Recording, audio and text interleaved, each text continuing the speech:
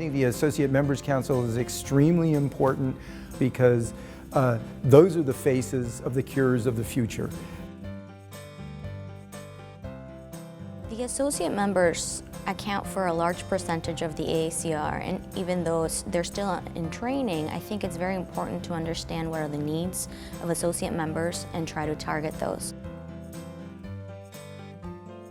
My hope was that associate members who were starting their careers in cancer would have a better vision of where they were going, and that senior members within the AACR would help coach and really give kids direction for their career. It's amazing to look back at the history of the Associate Member Council over these past 20 years. Originally, we had one program at the annual meeting with the grant writing workshop, and now in 2016 we have 3 professional advancement sessions, as well as sessions where we get to meet world-renowned experts in cancer research. The AMC is just a phenomenal program for the associate members and for all of the early career scientists within the AACR. And I think just the programs that the AMC has been able to develop through the support of the AACR leadership to provide both networking opportunities for early career scientists, professional development for early career scientists, it's so critically important as a graduate student and as a postdoc. A lot of things that we started back in the day. The grant writing workshop was started with us, and it's continued to today.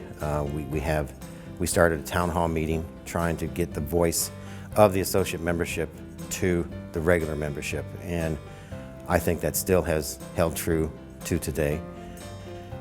The actual number of associate members in the AACR is phenomenal, 14,000 plus associate members. That's a large group, and their voice needs to be heard. The Associate Member Council, I think, has really evolved over the last 20 years. We're now trying to engage associate members throughout the year, not just at the annual meeting. So we're trying to develop content that will allow the associate members to learn more about how they can get the most out of the cancer research they're doing. One of the most important roles I think that the AMC has played is really in career development. They offer a lot of really strong programs aimed at career development for early career scientists that I was really lucky to take part of. Some of the programs that they've developed over the years for early stage investigators are really important. The career development programs, the grant writing workshop that they do on an annual basis, these things are really important for people as they go through. And I think the accomplishments of the people who have served on the council are things that should be highlighted. I know a few individuals who have served over the years and are now in leadership roles in their organizations, and I think part of it stems from the interactions and the opportunities that they had while serving on the AMC, and I think those outcomes are as important to celebrate as anything else.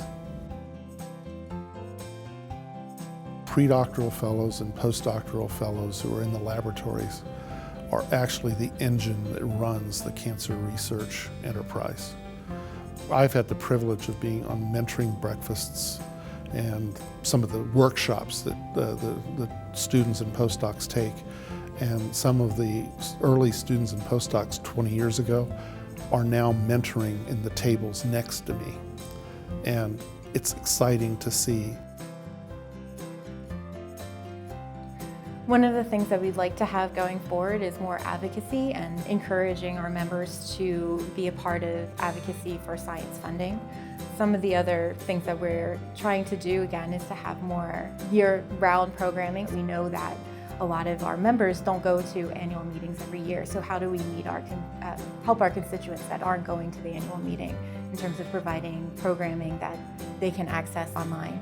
And then we want to foster more interaction between the Associate Member Council and the different associate members. So we're doing that through what's called our AMC-led committees.